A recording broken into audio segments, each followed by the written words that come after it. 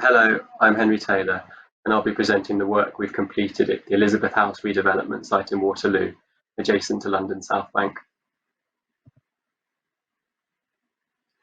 The outline of the talk will be the site and its history, case studies relevant to the design, previous development proposals, and then the current proposal, associated substructure design, the opportunity to provide step-free access to the Northern Line, and then some concluding remarks.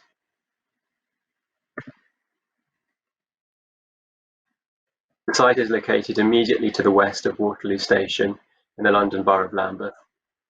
The IMAX Hungerford Rail Viaduct are to the north, and the recently completed South Bank Place development of the former Shell Centre and County Hall are to the west.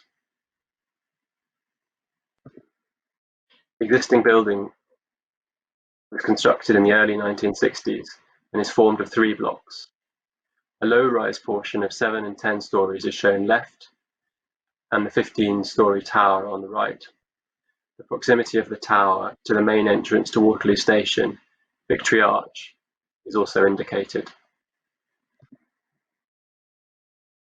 On the other side from the York Road frontage, at the rear, a car park and service area separates the existing building from the Grimshaw Architects' former Waterloo International Terminal, now repurposed for domestic services. An elevated link bridge, shown bottom left, connects the Network Rail mainline concourse through the building to the South Bank. The car park also contains London Underground ventilation infrastructure, the head house for which can be seen in black.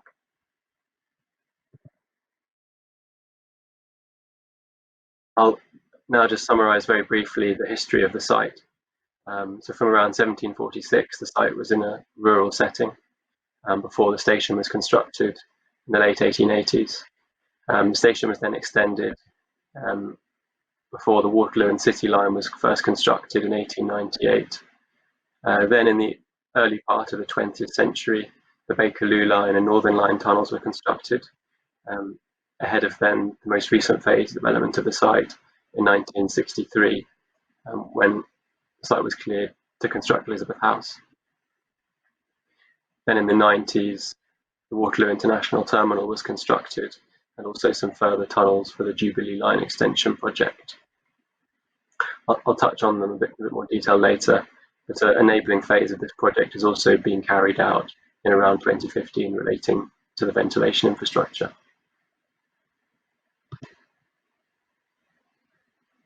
The geology at the site comprises a typical central London sequence of river terrace gravels over approximately 30 metres of London clay, sands and clays of the Lambeth group, and its sands and upper chalk. Groundwater is at approximately 0 metres OD in slight continuity with the River Thames. The existing basement is located within the gravel as shown in the orange line, and the London Underground tunnels are typically within the London clay. Proposals for basements and foundations for the development are within the London clay, with the deepest foundations extending to the Thanet sand.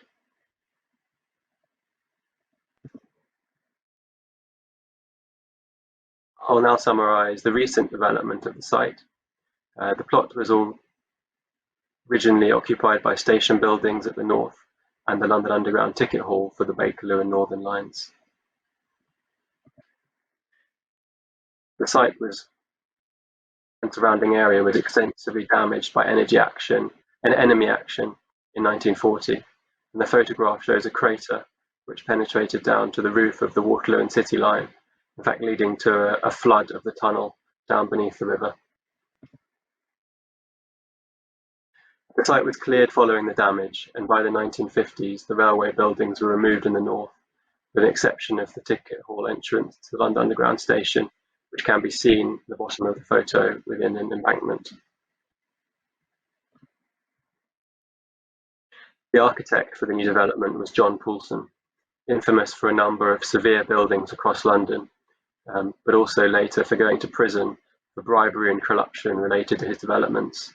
This scandal also involved some senior cabinet ministers at the time. The southern lower-rise blocks were completed first, as shown here in the early 1960s. The 1 to 2 level basement was constructed within a sheet pile wall cofferdam, combined with dewatering to control the high groundwater levels in the permeable river terrace deposits. Very closely spaced contiguous piled walls were used in proximity to the London Underground infrastructure to reduce risk during piling, and the basement designed around the constraints. Southern blocks were completed by around May 1963 as shown in this photograph, and the tower building at the north that then followed slightly later. The site is very well connected from a perspective, with an extensive network of London Underground tunnels beneath much of the site. Chronologically, these include the masonry cut and cover Waterloo and City Line tunnels in green, the Bakerloo and Northern Line platform tunnels in cast iron in brown and navy, and the more recently constructed Jubilee Line running tunnels and crossover caverns in grey. There is also an extensive network of connecting cross passages, concourses, shafts, 4 banks of escalators, and ventilation infrastructure shown in yellow. The existing basement for the building is shown in grey, ranging from between approximately 5 to 8 metres in depth. An interesting point on the development of the underground station is that it was originally served by a pair of lifts and stairs in shafts until the 1951 Festival of Britain at the South Bank. The greater capacity needed at the station was provided by new banks of escalators, the entrance for which is shown here. You may recognise the sculpture of the Bavers, which has recently been relocated to a new home within the station.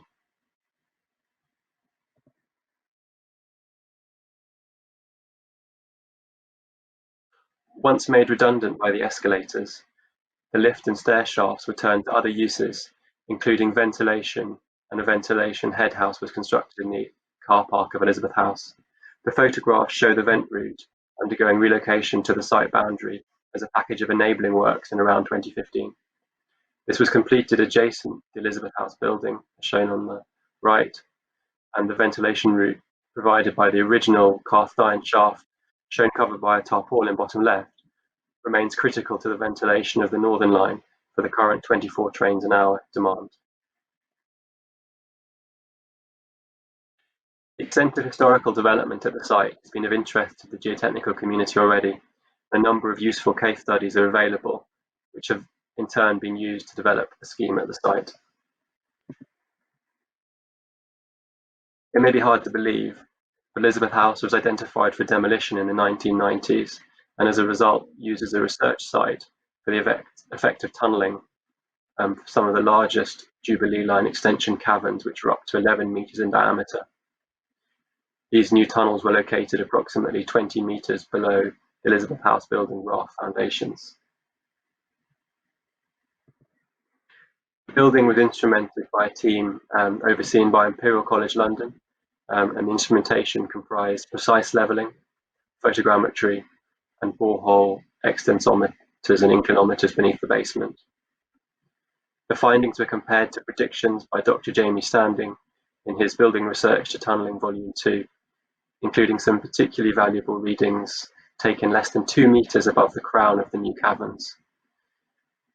The work also provided evidence that the stiffness of the building influenced the greenfield response, and also long-term data has been captured of the ground movement response up to 2018.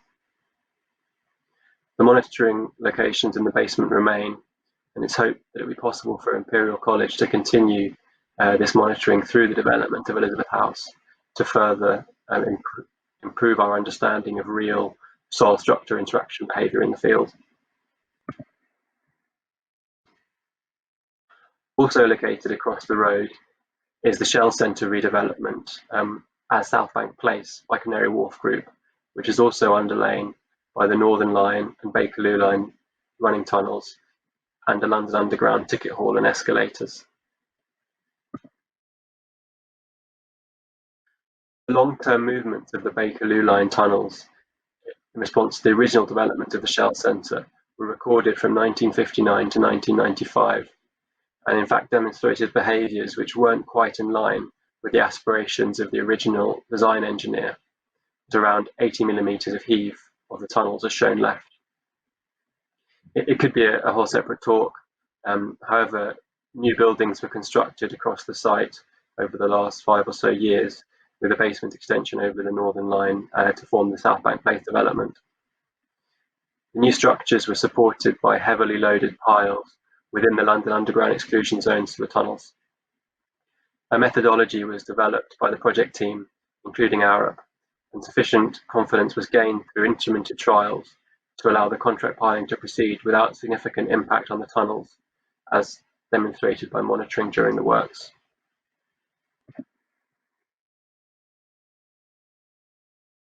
At such a prime site location, there have been proposals for development put forward for almost 30 years, and I'll explain some of the key constraints that make the site interesting from a geotechnical point of view.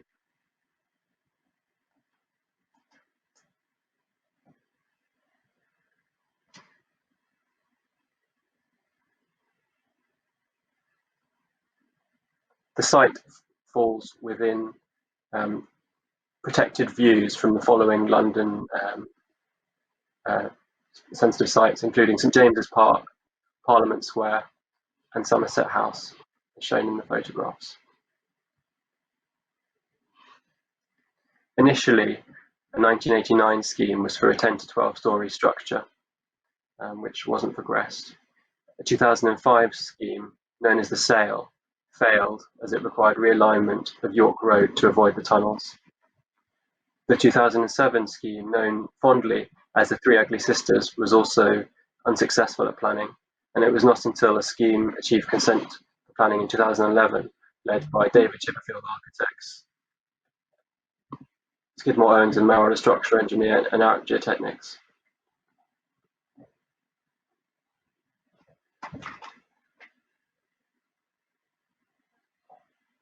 Oh, sorry, I think I've lost my thread on my notes. Sorry.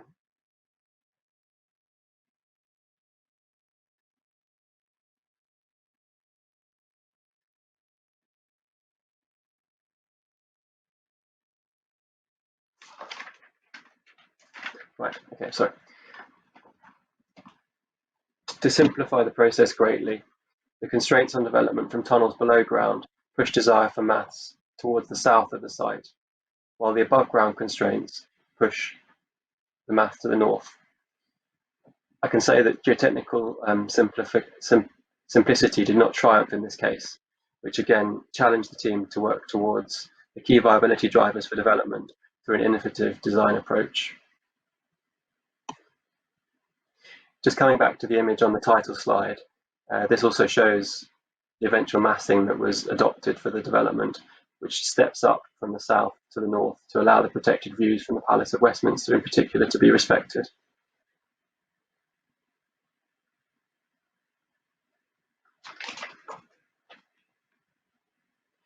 The current proposal has been developed by a team including Arup doing geotechnical work, HB Reavis as the main contractor and developer, Robert Bird Group as the project structural engineer, Alfred Hall Monaghan Morris as project architect in collaboration with Transport for London.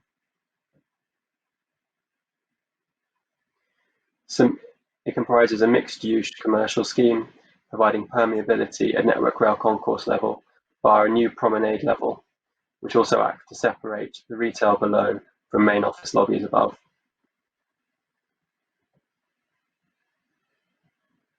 Some images prepared by HB Reavis and the team give an impression of the improvement that could be provided to accessibility to the South Bank and Waterloo Station by the scheme. From an early stage in developing engineering solutions to the project, we mapped the opportunities for deep foundations located in discrete windows between tunnels, shown in red in the slide. Elsewhere in orange, the scheme targeted to balance existing load via rafts to reduce impact on tunnels to acceptable levels.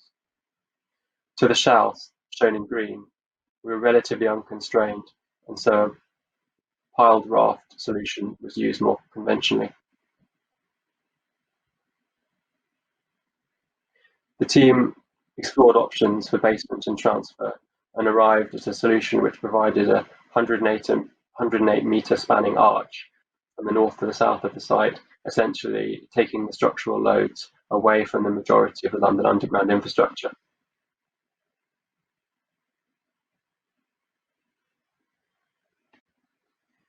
Considerable time was spent mapping the below-bound constraints through a combination of desk-based work and surveys, including laser scanning techniques allowing a 3D BIM model to be generated for coordination of the constraints with the design.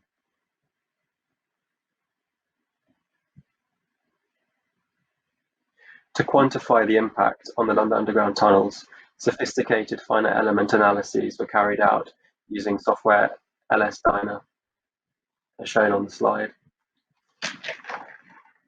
But the analysis was carried out by Arup and was used to achieve the successful letter of no objection from London Underground infrastructure protection in support of the planning application and also for the basement design studies. The models were particularly advanced in terms of the work we usually do for buildings over tunnels and comprised over 3.5 million elements with a runtime of around 4 to 5 days. It was in part due to the available case study information that we were able to do accurate calibration of these models with the historical data.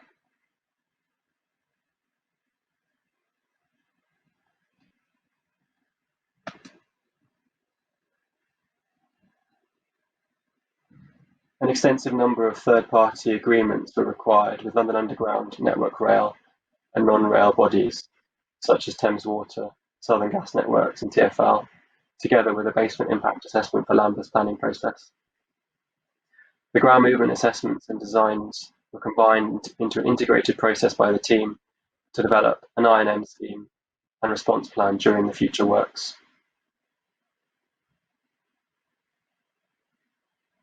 An extensive instrumentation and monitoring scheme was developed, a snapshot of which is shown in this slide, where monitoring is installed within the London Underground tunnels to provide assurance that the movements are in line with the predictions and assessments carried out ahead of the works.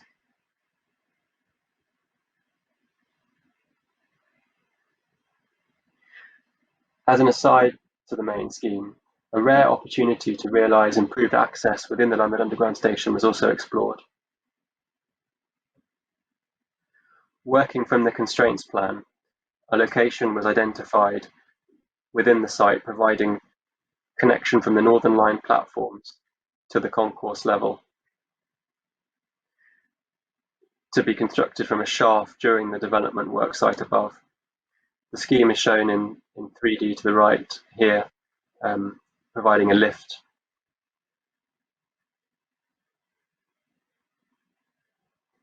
There is not time to showcase more detail. However, current proposals are for a new lift and cross passage developed in collaboration with TfL and linked as processes for the infrastructure protection and relocation of the vent shaft infrastructure above. I'll now make some concluding remarks on the work over the last couple of years that we've carried out. Firstly, a thorough study of the site history is invaluable from the beginning, particularly in such a constrained urban setting. However, where there is development, there may, and as we found there was, be useful data for calibration of geotechnical models. We found that early and structured third-party engagement is essential, and key case studies that we use to provide assurance of our proposals were South Bank Place, written up by Hardy et al., and the St Pancras Metro Tunnels by Chodorowski and Hope, response to tunnels or existing tunnels standing in Solman, and of course the Shell Centre across the road by Burford. We found that advanced geotechnical analysis modelling was necessary even from very early stages of the project at concept design. And finally, I'd note that the greater geotechnical complexity in this case, by keeping the mass in the north of the site, helped to resolve the constraints to achieve overall sufficient development viability.